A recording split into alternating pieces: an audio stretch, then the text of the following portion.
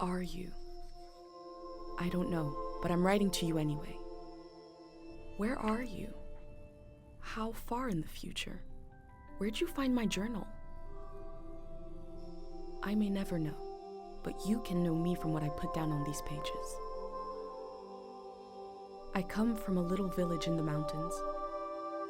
No one has left here since before I was born. But our lives changed overnight, just a few days ago when my best friend had a prophetic dream.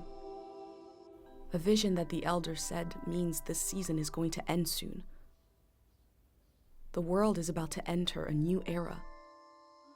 A great change is coming. Everyone was afraid.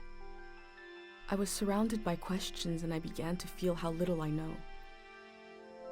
What is this season that is about to end, and why is it ending? What exactly is out there that could turn the world inside out? If there are still voices singing and laughing in the wilderness, I could record them before they're gone.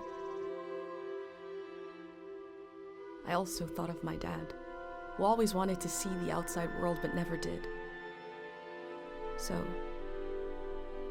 I asked if I could leave. The elder had one condition for letting me go: that I take what I collect to the museum vault, a palace of art and memory at the edge of the earth. She says it's the only place safe from the turmoil of a changing season. I hope that's where you're reading this now. I can't stop the change that is coming, but this time on Earth could live on in these pages. What it looks like, sounds like, how it feels to be alive right now. I'm writing to you at the crack of dawn on the morning I leave home. I can smell breakfast cooking in the other room, and I can hear my mom's voice.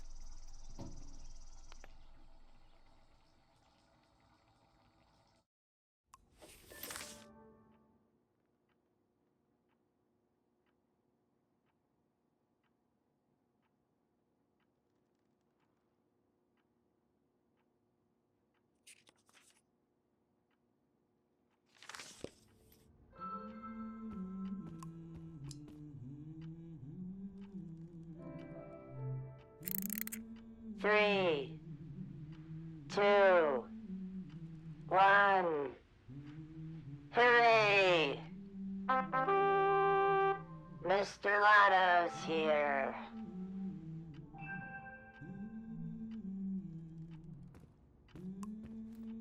My bag and Dad's camera, ready for the great departure.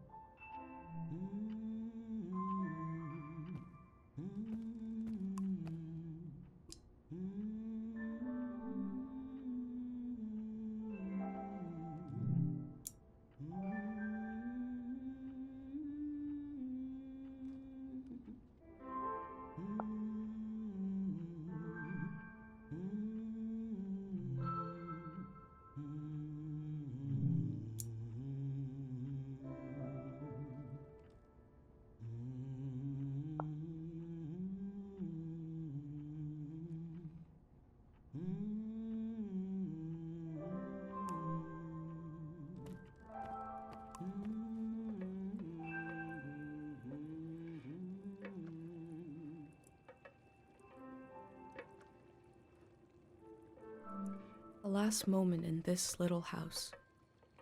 There used to be 3 of us here. My mom and dad and me. Soon it will be just her.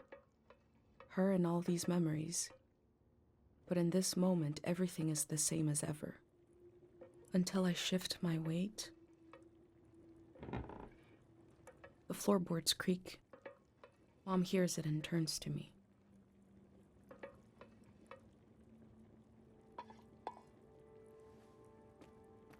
You're up. What are you doing standing there? Time to get going. It's gonna be a beautiful morning.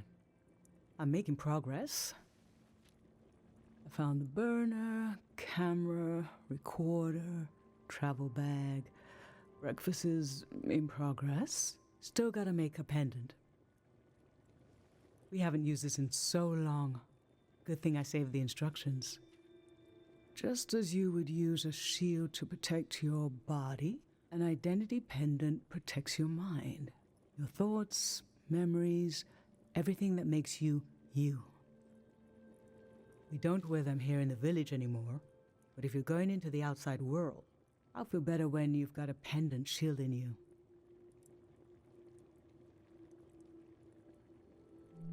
Diseases of the mind, like the dream sickness.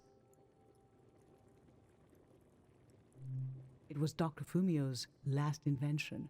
He realized that some psychedelic maladies were impossible to cure, so he made the pendant to prevent them in the first place. If you have a better idea how to protect your brain from being destroyed, let's hear it. That's what I thought. In times of war, a pendant can be used to identify a body. Let's skip that part. Objects have 2 layers, the physical and the mental. The pendant needs to absorb both. 1. Collect a sentimental object for each sense: sound, smell, feel, sight, taste. 2. Feel the sense and speak aloud a memory of the object. 3. Feed the object into the burner. The memory will leave the speaker as it is transferred to the pendant. That means I'll forget the memory after I say it. It's supposed to be painless, at least.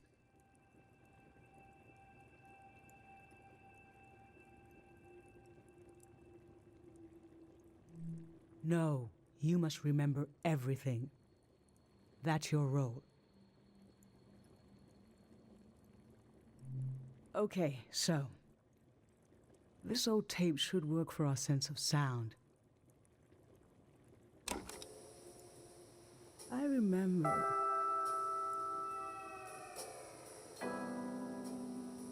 You and I fell asleep listening to this tape.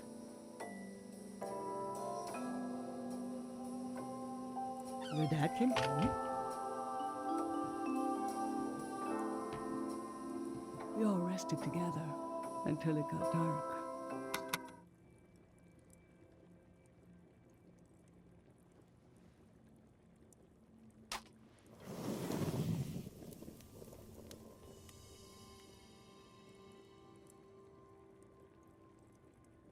What an odd feeling. Like an absence, disappearing. The empty space fills itself back in until I forget that I forgot anything at all.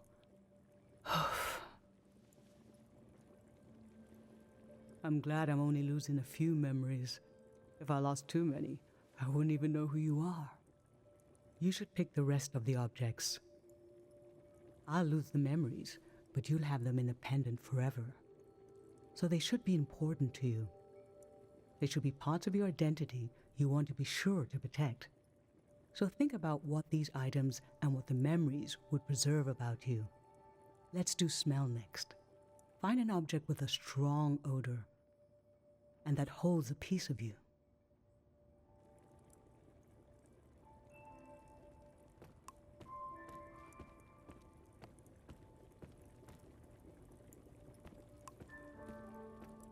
Granite, seaside, darkness. This speaks to how my mom loves me.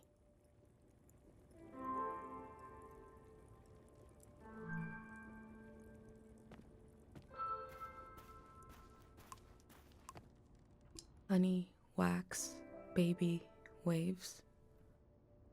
I was loved by people I have no memory of.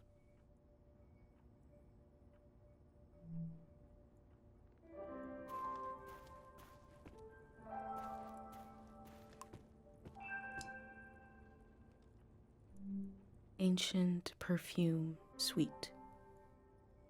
Nothing is ever lost.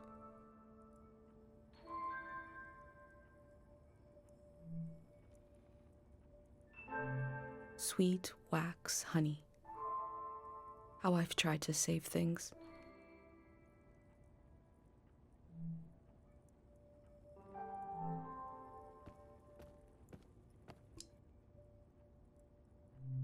Nothing. I used to see souls everywhere.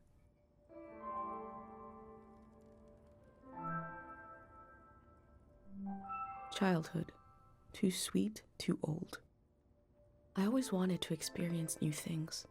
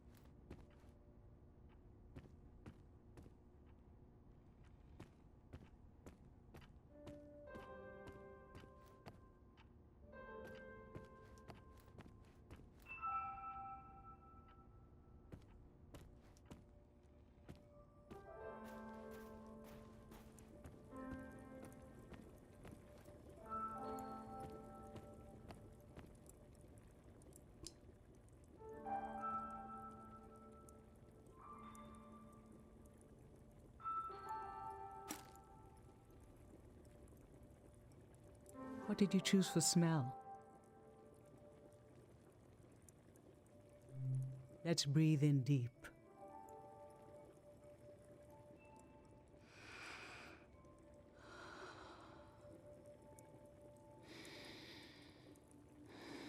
Oh, I remember it so well. It's not as bad now, but in the old days, not many children lived long enough to grow up. We believed if a child could make it to the age of 9, they'd be all right. This print was made of your hand when you turned 9. Your father and I couldn't believe we really had a healthy girl. An old deep fear inside of me finally went away. And we saw you would just keep growing and growing. That everything was going to be okay.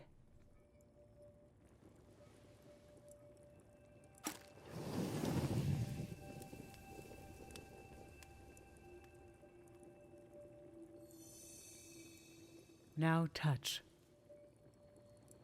Pick something with a texture you like.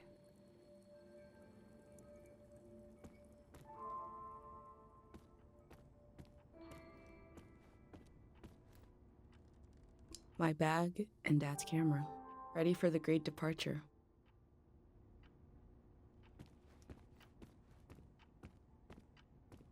Fabric, skin, plush, limbs. This speaks to how my dad loved me.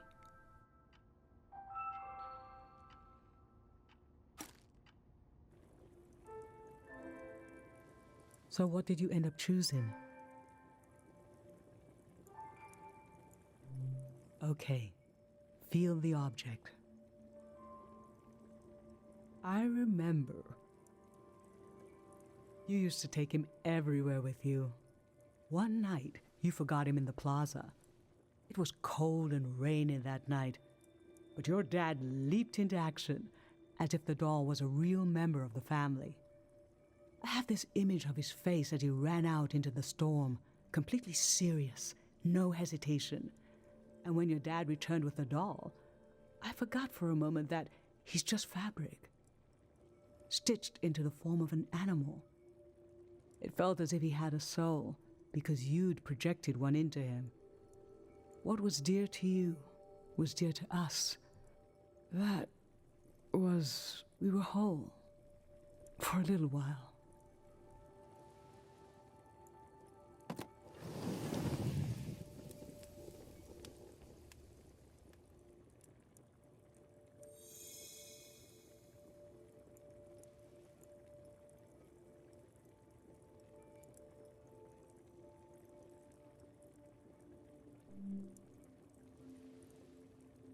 I'm fine.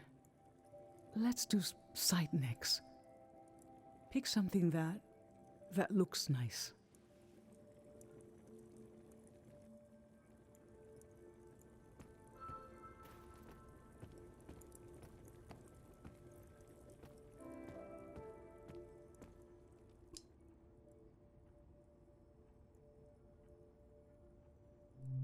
Gold, glint, smile, blushing face. I used to see souls everywhere.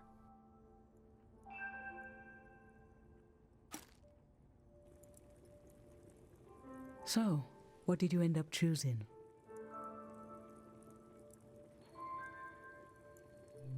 There were years when you saw faces everywhere. We had to be gentle with everything in case it had a soul. I remember you saw some sticks on the ground in the shape of a face. You were so worried what would happen if the wind blew. I secretly put the sticks away and showed you the face on this spoon. Look, she transformed, I said. You were so serious, studying it, thinking how a soul could transform shapes. Eventually you stopped seeing faces everywhere.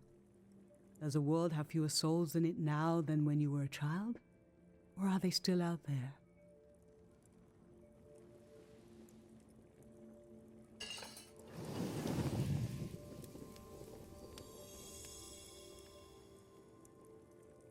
For taste, we can eat breakfast and feed some to the burner.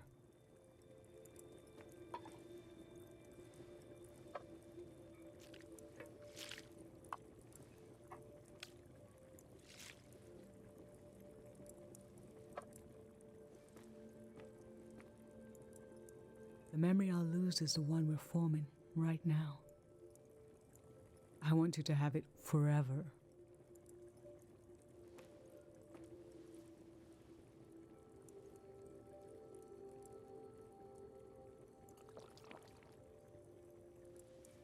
We're standing here. You're having a last taste of home.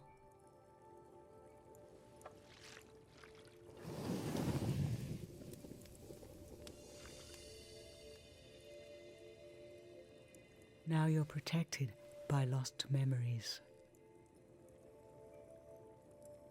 A gem of home around your neck. This is my only condition for letting you go. You must promise me never to take the pendant off. And never tamper with it.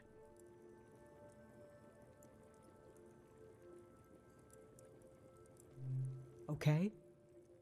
Then I'm okay with you leaving. I think your camera and bag are still in your room. It's time to gather them up.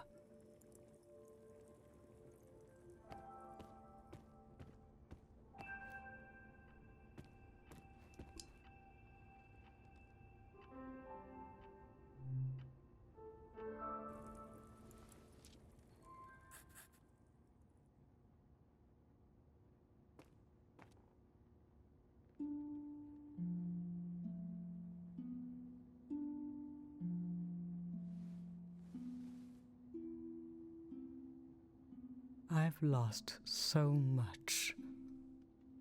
How could the world ask me to lose you too?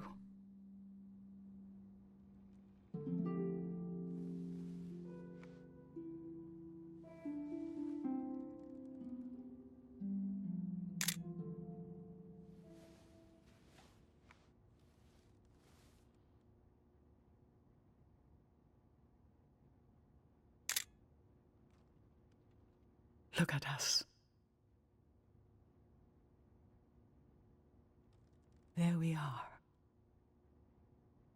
There we were. We'll always be right here on this beautiful morning.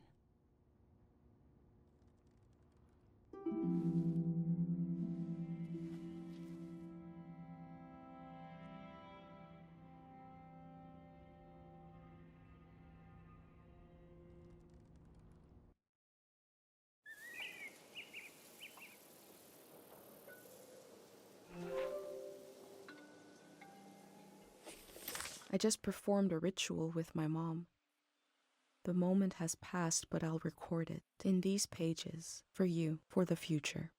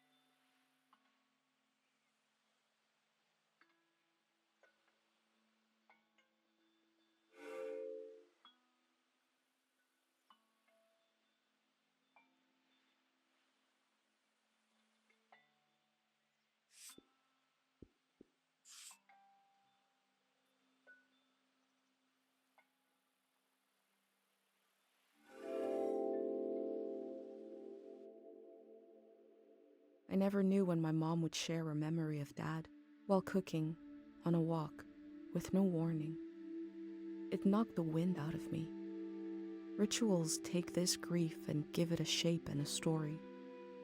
Filling in this journal is a ritual too, but for a loss that hasn't hit us yet.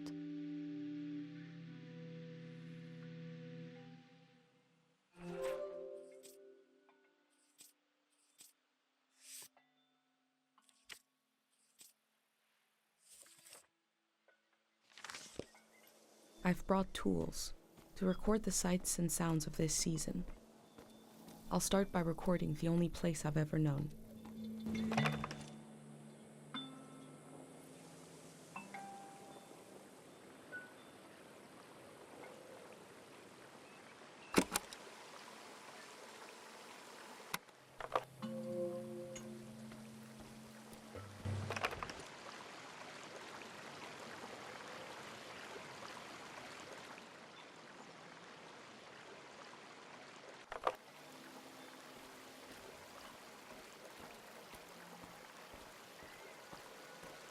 Last night there was a goodbye party here in the plaza. Everyone was so afraid for me. To understand that fear, to understand where I grew up, you have to know the man standing watch over the plaza, Dr. Fumio.